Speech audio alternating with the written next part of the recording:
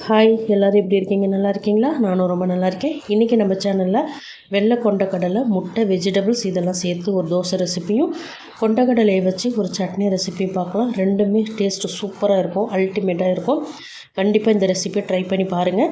Weight loss பண்ணுறவங்களாம் கட்டாயமாக இந்த ரெசிப்பியை மிஸ் பண்ணிடாமல் ட்ரை பண்ணுங்கள். கண்டிப்பாக ஈஸியாக வெயிட் லாஸ் பண்ணிடலாம். அதே போல் வளர்கிற பசங்க, பெரியவங்க எல்லாருமே இந்த ரெசிபி சாப்பிட்லாம். அவ்வளோ ஹெல்த்தியான ஒரு ரெசிபி. 1 அல்லது 2 சாப்பிட்டிங்கனாலே போதும். வயிறு நல்லா ஃபுல்ஃபில் ஆகிடும். அதிக நேரத்துக்கு பசியும் எடுக்காது.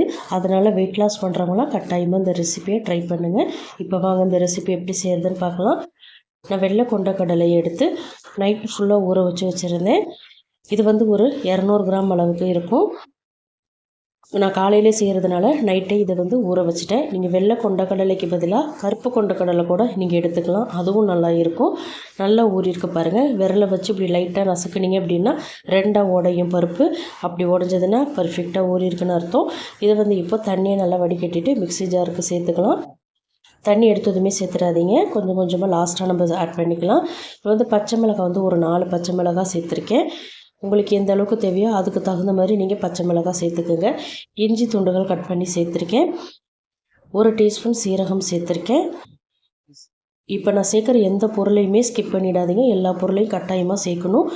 1லேருந்து 1.5 டீஸ்பூன் முழு மிளகு சேர்த்துக்கோங்க. ஒரு 2 அல்லது 3 கொத்து கருவேப்பிலை சேர்த்துக்கோங்க. கருவேப்பிலை ஓரளவுக்கு நல்லா ஃப்ரெஷ்ஷாக சேர்த்துக்கோங்க. அப்போ நமக்கு ஃப்ளேவர் ரொம்ப நல்லா இருக்கும். ஒரு 1/4 டீஸ்பூன் மஞ்சள் தூள் சேர்த்துக்கோங்க. இப்போ கொண்டக்கடலை ஊற வச்ச தண்ணியை நான் யூஸ் பண்ணி நான் அரைச்சிக்க போகிறேன். உங்களுக்கு இந்த தண்ணி யூஸ் பண்ண பிடிக்கலன்னா நீங்கள் வேறு நார்மல் வாட்டர் நீங்கள் யூஸ் பண்ணி நீங்கள் அரைச்சிக்கலாம். நல்லா திக்காக அரைக்கணும், கொரப்பாக அரைச்சிக்கணும். நைஸாக அரைக்கக்கூடாது, தண்ணியாகவும் அரைச்சிடக்கூடாது.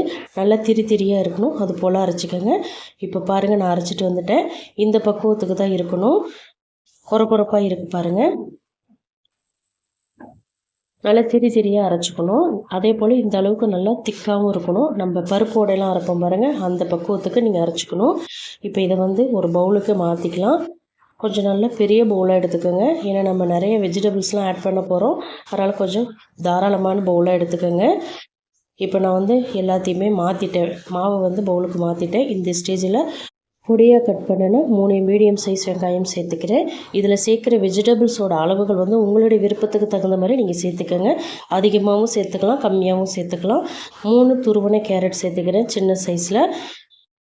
ஒரே ஒரு குடமிளகாய் நல்லா ஃபைனாக சாப் பண்ணி அதையும் சேர்த்துக்கிறேன். நல்லா ஒரு கைப்பிடி நிறையா கொத்தமல்லி இலை அதையும் சேர்த்துக்கிறேன். கொத்தமல்லி இலைலாம் நல்லா நிறையாவே சேர்த்துக்கோங்க. நல்லா ஃப்ளேவர்ஃபுல்லாக இருக்கும், ஹெல்த்தியானதும் கூட. இப்போ இதில் முட்டை சேர்த்துக்கிறேன். நான் 3 முட்டை உடச்சி வச்சுருக்கேன், அதை சேர்த்துக்கிறேன். இந்த ரெசிபிக்கு 5 முட்டை வரைக்கும் கூட நீங்கள் யூஸ் பண்ணிக்கலாம். நான் 3 தான் யூஸ் பண்ணுறேன். இப்போ முட்டையை சேர்த்துக்கலாம். முட்டை சேர்த்ததுக்கப்புறம் முட்டை நான் சேர்த்துட்டேன். இப்போ உப்பு சேர்த்துக்கலாம். உப்பை கொஞ்சம் கொஞ்சமாக சேர்த்துக்கோங்க. எடுத்ததுமே நிறைய சேர்த்துடாதீங்க. செக் பண்ணி பார்த்துட்டு கொஞ்சம் கொஞ்சமாக நீங்கள் சேர்த்துக்கோங்க. இப்போ எல்லாத்தையுமே நல்லா கலந்து விட்டுக்கலாம். தண்ணி தேவைப்பட்டால் மட்டும் கொஞ்சமாக சேர்த்துக்கலாம். இப்போதைக்கு முதல்ல கலந்து விட்டுக்கோங்க. இப்போ பாருங்கள், நல்லா கலந்தாச்சு. முட்டை கூட இந்த ரெசிபிக்கு ஆப்ஷனல் தாங்க. முட்டைக்கு பதிலாக நீங்கள் கடலை மாவு யூஸ் பண்ணிக்கலாம். அப்படி இல்லைன்னா எதுவுமே இல்லாமலும் செய்யலாம். முட்டை சேர்த்திங்க அப்படின்னா ரொம்ப டேஸ்ட்டாக இருக்கும். இப்போ உருளைக்கிழங்கு, ஒரே ஒரு உருளைக்கிழங்கு துருவிட்டு நல்லா 2லேருந்து 3 தடவை கழுவி தண்ணியில் சேர்த்து வச்சுருந்தேன். இப்போ தண்ணியை நல்லா பிழிஞ்சிட்டு இதில் சேர்த்துக்கணும். தண்ணியோடு சேர்க்கக்கூடாது. தண்ணி கொஞ்சம் கூட இல்லாமல் நல்லா பிழிஞ்சிட்டு அதுக்கப்புறம் சேர்த்துக்கோங்க. இப்போ இதையும் ஒரு தடவை நல்லா கலந்து விட்டுக்கலாம். நம்ம சென்னா கூட எல்லா பொருளையுமே சேர்த்து அரைச்சிட்டதுனால இதில் வேறு எந்த பொருளும் சேர்க்க தேவையில்லை. பேட்டர் கொஞ்சம் ரொம்ப திக்காக இருக்கிறதுனால கொஞ்சமாக நான் தண்ணி சேர்த்துக்கிறேன். ரொம்ப அதிகமாக சேர்த்துற வேணாம். ஒரு 3லேருந்து 4 ஸ்பூன் அளவுக்கு மட்டும் தண்ணி சேர்த்துட்டு மறுபடியும் ஒரு தடவை நல்லா கலந்து விட்டுக்கிறேன். இதில் நீங்கள் வேறு வெஜிடபிள் ஏதாவது ஆட் பண்ணணும்னு நினச்சிங்கன்னா ப்ரொக்கோலி சேர்த்துக்கலாம். நல்லா ஃபைனாக சாப் பண்ணி சேர்த்துக்கோங்க. அப்படி இல்லைன்னா பன்னீர் துருவி சேர்த்துக்கோங்க. ரொம்ப நல்லா இருக்கும். இப்போ மாவு ரெடி ஆகிடுச்சு. சட்னி ரெடி பண்ணிக்கலாம். சட்னி ரெடி பண்ணுறதுக்கு ஒரு 1/4 கப் அளவுக்கு தேங்காய் சேர்த்துக்கோங்க. நான் குட்டியாக கட் பண்ணி எடுத்துருக்கேன். நீங்கள் துருவி கூட சேர்த்துக்கோங்க. காரத்துக்கு பச்சை மிளகாய் நான் 5 பச்சை மிளகாய் எடுத்திருக்கேன். சின்ன துண்டு இஞ்சி, ஒரு 5லேருந்து 6 பல் பூண்டு சேர்த்துக்கோங்க. 1 டேபிள் ஸ்பூன் அளவுக்கு பொட்டுக்கடலை சேர்த்துக்கோங்க. பொட்டுக்கடலை கம்மியாகவே சேர்த்துக்கோங்க, அதிகமாக சேர்க்க வேணாம். ஒரு 1/4 டீஸ்பூன் சீரகம் சேர்த்துக்கோங்க. இப்போ வேக வச்ச கொண்டக்கடலை ஒரு 1/4 கப் அளவுக்கு சேர்த்துக்கோங்க. வேக வச்சு சேர்த்துக்கணும், பச்சையாக சேர்க்கக்கூடாது. ஒரு 1/4 கப் அளவுக்கு கொத்தமல்லி இலை சேர்த்துக்கோங்க. உப்பு சேர்த்துக்கோங்க. தயிர் வந்து தேவைப்பட்டால் இதில் 1 ஸ்பூன் தயிர் கூட நீங்கள் சேர்த்துக்கலாம். நான் தயிர் சேர்க்கல.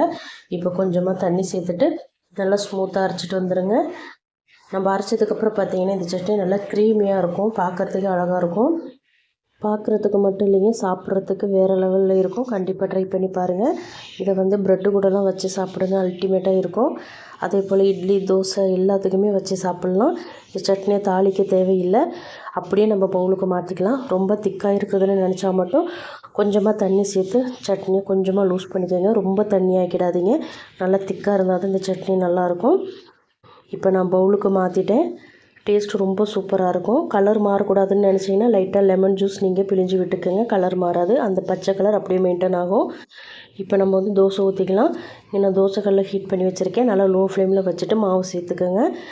இந்த தோசை பார்த்திங்கன்னா நல்லா திக்காக தான் ஊற்றணும். மெலிசாக ஊற்றுனீங்கன்னா நல்லா வராது, உடையிறதுக்கு வாய்ப்பு இருக்குது. அதனால் ஓரளவுக்கு நல்லா திக்காக ஊற்றிக்கோங்க.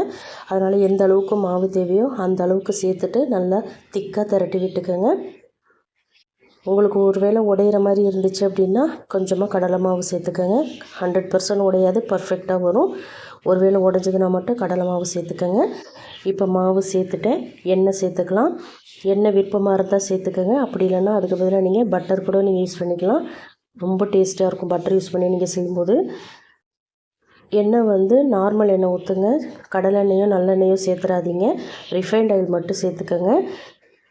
இப்போ நல்லா குக் ஆகட்டும். மீடியம் அல்லது ஹை ஃப்ளேமில் வச்சுட்டு குக் பண்ணுங்கள். ஹை ஃப்ளேமில் வச்சிங்கன்னா கொஞ்சம் பக்கத்துலேயே இருந்து பார்த்துக்கோங்க, ஏன்னா கருகிறதுக்கு வாய்ப்பு இருக்குது. இப்போ இன்னொரு சைடு திருப்பி போட்டு அந்த சைடும் நல்லா குக் பண்ணிக்கலாம். இது வந்து வேகிறதுக்கு ரொம்ப டைம் எடுக்காது, ரொம்ப குயிக்காக வெந்துடும். அதே போல் உள்ளாரெல்லாம் சூப்பராக வெந்து வரும், பயப்படவே தேவையில்லை. இப்போ 2 சைடுமே நல்லா குக் ஆகிடுச்சு. நான் வெளியில் எடுத்துக்கிறேன். இதுக்கு வந்து பசங்களுக்கு கொடுக்குறீங்க அப்படின்னா கெச்சப் அல்லது சாஸ் வச்சு கூட கொடுங்க, ரொம்ப விரும்பி சாப்பிடுவாங்க. இப்போ நான் பிளேட்டுக்கு மாற்றிக்கிறேன். அதே போல் இந்த சட்னி ரொம்ப சூப்பராக இருந்தது. கண்டிப்பாக மிஸ் பண்ணிடாமல் இந்த 2 ரெசிபியும் உங்கள் வீட்டில் ட்ரை பண்ணி பாருங்கள். ட்ரை பண்ணி பார்த்துட்டு உங்கள் ஃபீட்பேக்கை மறக்காமல் எனக்கு கமெண்ட்டில் சொல்லுங்கள். இதே போல் நிறைய ரெசிபிஸ் வந்து நம்ம சேனலில் நான் அப்லோட் பண்ணியிருக்கேன். டிஸ்கிரிப்ஷன் பாக்ஸில் லிங்க் தரேன், மறக்காமல் போய் செக் பண்ணி பாருங்கள். அதே போல் இந்த ரெசிபிஸோட பொருள்களும் அதோட அளவுகளும் நான் டிஸ்கிரிப்ஷன் பாக்ஸில் மென்ஷன் பண்ணுறேன். உங்களுக்கு ஏதாவது டவுட்டாக இருந்தால் அதில் போய்ட்டு செக் பண்ணி பார்த்துக்கோங்க.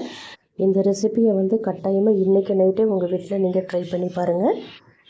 பசங்களுக்கு எப்பொழுதும் ஒரே மாதிரி டிஃபன் செஞ்சு கொடுத்துக்காம இது போல் டிஃப்ரெண்ட்டாக செஞ்சு கொடுங்க. ரொம்ப ஆர்வமாக சாப்பிடுவாங்க, நிறைய சாப்பிடுவாங்க. இந்த ரெசிபி கட்டாயமாக உங்களுக்கு பிடிச்சிருக்குன்னு நம்புகிறேன். பிடிச்சிருந்தால் லைக் பண்ணுங்கள். உங்கள் ஃப்ரெண்ட்ஸ் அண்ட் ஃபேமிலி மெம்பர்ஸ் எல்லாருக்குமே நிறைய ஷேர் பண்ணி விடுங்க. இது போல் இன்ட்ரெஸ்டிங்கான ரெசிபிஸ் தெரிஞ்சுக்க மறக்காமல் அனிதா டேஸ்ட் கார்னர் தமிழ் சேனலை சப்ஸ்கிரைப் பண்ணிக்கோங்க. தேங்க்ஸ் ஃபார் வாட்சிங் ஃப்ரெண்ட்ஸ். நாளைக்கு இன்னொரு இன்ட்ரெஸ்டிங்கான ரெசிபிஸோடு சந்திக்கிறேன். பாய்.